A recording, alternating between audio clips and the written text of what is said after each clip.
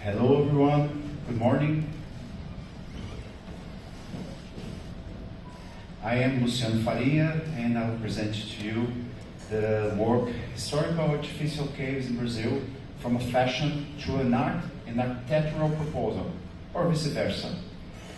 Bom, antes de mais nada, bom dia a todos os presentes aqui, falantes em português, né? Eu, junto com o André Siqueira, somos do Opilhão, Grupo de Estudos Espeleológicos, um grupo daqui de Belo Horizonte mesmo, e eu vou apresentar para vocês o trabalho de Cavernas Artificiais Históricas do Brasil, de uma moda a uma proposta artística, arquitetônica, ou vice-versa.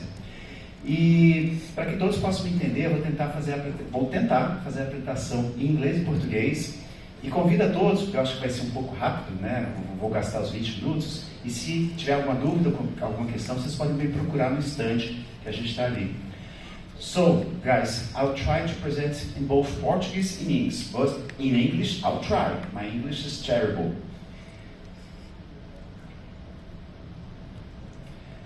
No Brasil, as grutas artificiais não são contempladas pela legislação ambiental que define cavernas como cavidades artificiais. Isso exclui a proteção de locais muito relevantes em Minas Gerais, como as minas e túneis, e algumas delas de grande interesse turístico, como a Mina da Passagem, em Mariana, e aqui perto da gente, a Mina de Morro Velho, que ainda não é aberta ao turismo, mas se fosse aberta, atrairia um turismo espeleológico expressivo. Então, daí um pedido, né, para que os nossos legisladores deem importâncias para esse tipo de cavidades aqui. In Brazil, artificial caves are covered by environmental laws, which defines caves as natural cavities only. These leave historical sites like mines and tunnels in Brazil unprotected, even they attract ecotourism or taken by over nature. For instance, the Mina da Passagem, here, attract thousands of visitors every year. O mesmo desamparo legal se aplica ao patrimônio de cavernas artificiais construídas artisticamente e que não são estudadas pela Espeleologia Nacional. Há 3 anos, meu grupo e eu apresentamos no Congresso Internacional da França o primeiro trabalho que versava sobre algumas cavernas artificiais do Rio de Janeiro. Cavidades como essa, que ficam no Parque de Santana, foram criadas em parques e jardins e imitam fielmente a natureza, reproduzindo rochas, cascatas, outros cenários naturais como plantas, troncos e até mesmo, né, algumas fontes de lagos e rios. Seus interiores possuem múltiplas saídas e a iluminação revela diferentes tipos de espeleotemas internos. The legal gap also affects artistically built artificial caves, often overlooked by natural speleology. 2 years ago, at the Congress in France, my group and I printed the first research of artificial caves in Rio de Janeiro city. These caves and parks and gardens faithfully mimic nature with rocks, speleothem trunks, animals, and waterfalls. Their interiors have multiple exits, providing partial light and revealing their artificial forms of speleothems. Here we can see a stalactite with iron formation inside. Identificamos nesse trabalho um total de 16 cavernas construídas ao longo de capitais e cidades importantes do Brasil, todas elas construídas entre 1860 e 1920. Isso representa um dos primeiros usos do material do concreto armado no país. Essas cavidades seguiam uma moda paisagística da Belle Época francesa e seus jardins românticos. Seus construtores, chamados rocailleurs, rocailleurs na França ou cascateiros no Brasil, e todas essas cavernas tinham como característica de serem fontes de água, cachoeiras, lagos, rios, nascentes, e serem pontos elevados para a apreciação dessa paisagem. Algumas ainda existem nas cidades de Belém, Belo Horizonte, com potencial de ter existido mais, então interrogação, uma em Vitória, 5 em potencial no Rio de Janeiro, uma em Pindamonhangaba, no interior de São Paulo, uma na capital de São Paulo e uma em Pelotas. Algumas outras que deixaram de existir, algumas artificiais, né, existiram na cidade de Juiz de Fora, uma em Ribeirão Preto, uma em Campinas, uma em Florianópolis, uma em Porto Alegre. Infelizmente, elas foram destruídas. We identify 16 artificial caves built in Brazil between 1860 and 19. Most were reinforced concrete, an earlier use of this material. This followed the French pediatric landscape fashion, built by rocaillers, or cascateiros, here in Brazil. Features include water sources and elevated viewpoints. The caves that still exist, or even those that have been destroyed, are in the state capitals or in large and influential cities in the interior. Essa é uma das cavernas que representa, né, que é um exemplo desse tipo de estilo arquitetônico. Essa daqui só foi descoberta no Rio de Janeiro depois que ela veio o trabalho para a França, então, né, mostrando que o Rio de Janeiro ainda tem um grande potencial. E essa aqui fica no Alto da Boa Vista, um bairro do Rio de Janeiro. Essa é muito interessante, que no seu interior ela chegou a ter uma piscina, uma sauna e aquário com peixes, então devia ser um espaço bastante recreativo. This particular one cave was discovered after our prior research in Rio de Janeiro in the Alto da Boa Vista neighborhood at the old Hotel Morro. This fascinating cave also featured aquariums, a swimming pool and a sauna at the end. Mas, né, para o meu grande prazer, eu descobri uma caverna artificial do lado de onde eu trabalho, na Praça da Liberdade. Aqui em Belo Horizonte também eu encontrei essa caverna, que foi construída em 1897. Ela está intacta, né, muito bonita. Para quem tiver oportunidade, vale a pena a visita lá. Tá? E ela obedece todos os requisitos das cavernas anteriores, né, com espelhotemas, formações e uma base sempre em concreto. E na praça, que não existe mais, né, a certa parte paisagística, a gente ainda podia ver nas fotos históricas outras imitações que imitavam a natureza. In Belo Horizonte, I found this cave from 1997 at Liberdade Palace. Used by Minas Gerais provincial presidents, it remains intact, featuring speleothems formation, steel fake trunks, and flowstones. More rocaille structures likely existed in nearby Liberty Square or Praça da Liberdade, later replaced by new landscaping.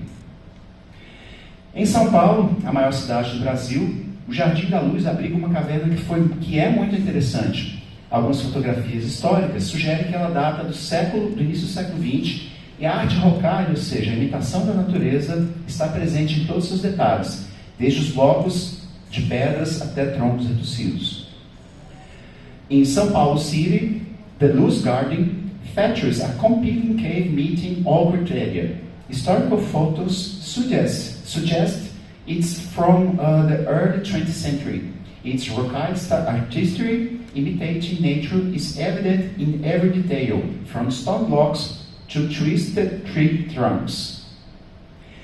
A mais interessante, a mais queridinha que eu consegui identificar nesse trabalho fica em Pindamonhangaba, né, uma cidadezinha do interior, e é uma caverna muito bacana, aqui numa foto histórica.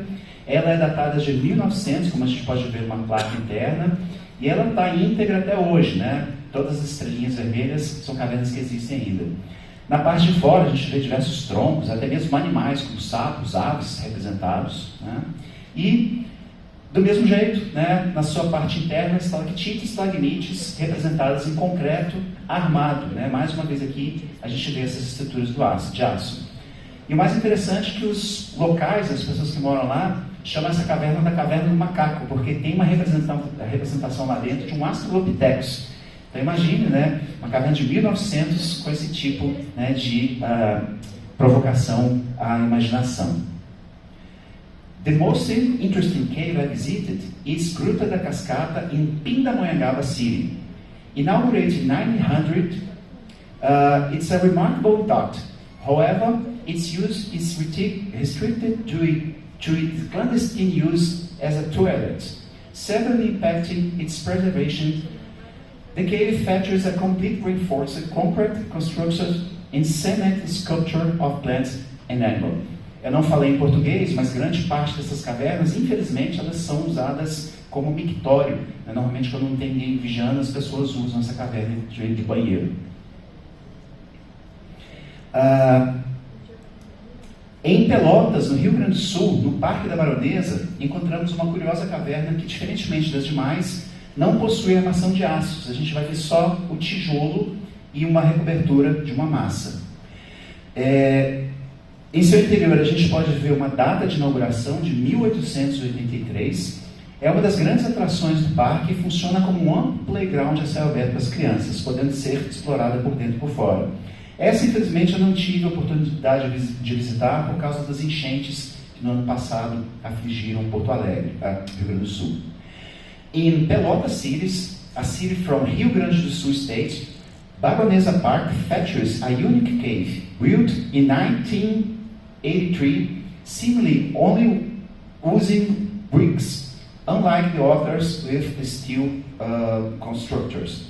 It's a major park attraction, serving as a large outdoor playground for children, explorable both inside and outside.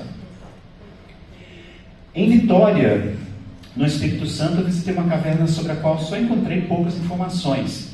Ela fica na Praça João Clínico e data do início do século XX.